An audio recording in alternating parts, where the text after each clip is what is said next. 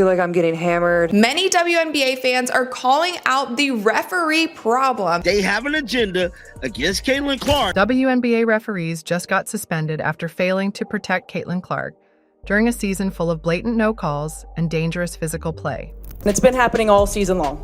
All season long. It's not just this game. It's been happening all season long. This is what happens.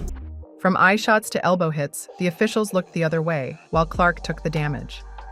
Now, after fan fury and economic backlash, the league is scrambling. Indiana Fever star rookie Caitlin Clark was subject to several intentional fouls. Let's just start by asking the obvious question: what in the world are WNBA referees even doing? Because it sure as hell isn't officiating. Caitlin Clark, literally the one person responsible for dragging this league into the spotlight, gets treated like an annoying little rookie by a group of refs who seem allergic to using their whistles when it matters. Particularly when Indiana Fever star rookie The woman pulled in 1.3 million viewers in a preseason game against Brazil. You heard that right, preseason. That's more than most regular NBA games that don't involve LeBron. But instead of giving her the protection that comes with being the face of the league, the referees decided, nah, let's pretend she doesn't exist. Clark is still down after taking a shot following the pass to Boston. And now guess what? 3 referees have been quietly suspended. Suspended like it's some sort of technicality, like they just accidentally forgot the rules one day, and not that they've been blatantly targeting Clark for weeks. But make no mistake, this wasn't about accountability. This was panic mode. Because when Clark went down injured, the WNBA saw the future flash before their eyes. A future of empty seats, dead ratings, and fans tuning out. That suspension wasn't justice.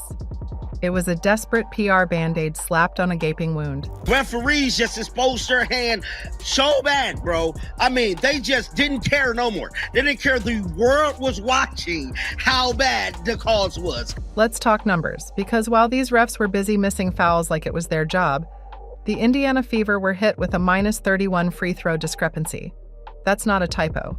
That's 31 fewer chances at the line than their opponents. And it's not coming from some random Twitter troll. It came straight out of Coach Stephanie White's mouth. She called it egregious. I thought she got fouled. I think it's pretty egregious what's been happening to us the last few games. A -31 free throw discrepancy.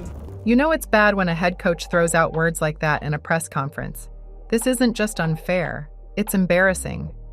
These referees are turning the WNBA into a joke, and not even a funny one. Attacking the rim, and the disrespect right now for our team has been pretty unbelievable. And you know what makes it even more insulting? Clark-led games average 1.19 million viewers. That's triple the number of viewers who watch games without her, which, by the way, barely scraped together 394,000 viewers. And yet the refs decided to treat her like she's some benchwarmer from a G League tryout. You don't bench your MVP. You don't ignore your ratings magnet. But these clowns with whistles did, again and again and again. There wasn't an explanation for the tech that she got. I think it was pretty obvious that stuff was brewing, right? When the officials don't get control of the ball game, when they allow that stuff to happen, and it's been happening all season long. Now let's talk about that Fever versus Liberty game, the one that really showed the world how broken the system is. Clock winding down, 2.9 seconds left, Fever down by 2. Caitlin Clark gets the ball. It should have been her moment, but no. Natasha Cloud grabs her like she's trying to win a wrestling belt, and the refs? Silent. Didn't even blink. Replay shows the whole horror show. Clark's arm getting pulled, shoulder grabbed, body shoved. Not even a twitch from the officials. I've seen better awareness from mannequins at the mall. There's a committee that is saying what style of basketball they want to allow, what is okay, what is acceptable, what is not, and the referees are following that law. Dana Bonner gets destroyed on a clean path to the hoop, no whistle. But then Lexi Hull, who's literally just playing proper defense, gets called for a phantom foul on Sabrina Ionescu. Those free throws? Yeah, they're the ones that gave the Liberty the win. That's not officiating, that's sabotage. And it's happening on national TV. This is what happens, right? This is what happens. You've got competitive women who are the best in the world at what they do, right? And when you allow them to play physical and you allow these things to happen, they're going to compete.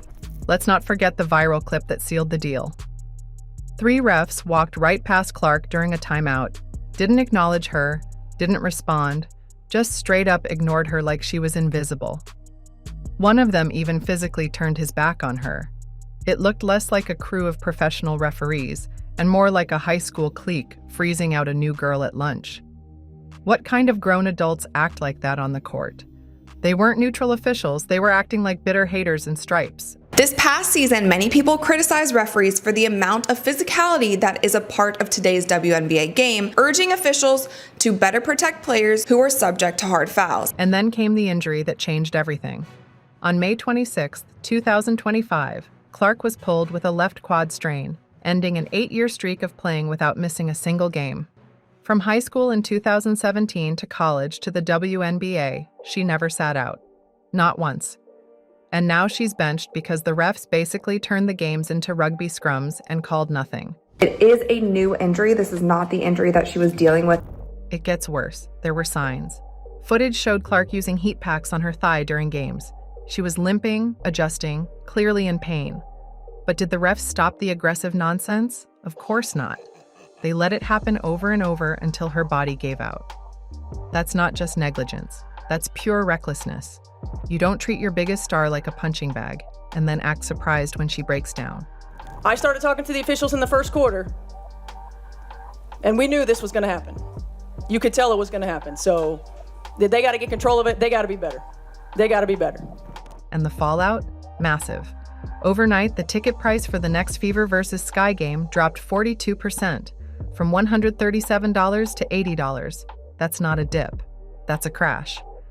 Meanwhile, Visit Indy said they had a 501% spike in traffic after Clark got drafted.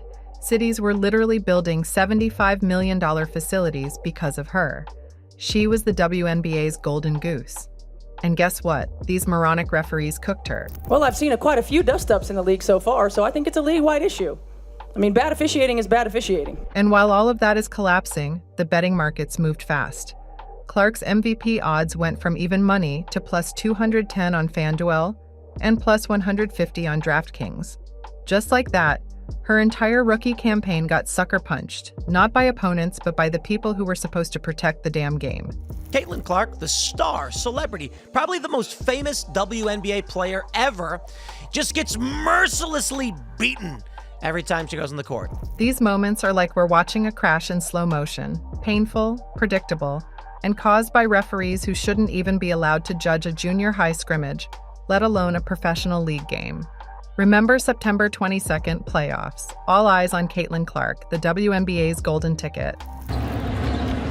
Clark in pain after she caught that fingertip in the eye or right around it. What happens? Dejonai Carrington swings at her face, makes direct contact.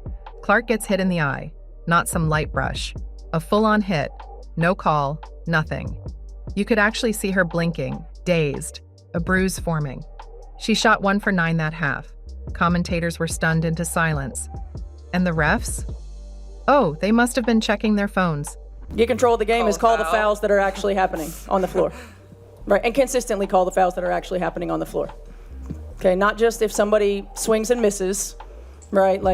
Consistently call the fouls. Now you tell me, is this a coincidence? Because these kind of incidents don't happen without a system letting it happen. And guess what? There is a system. According to SB Nation, WNBA refs aren't even the ones making judgment calls anymore.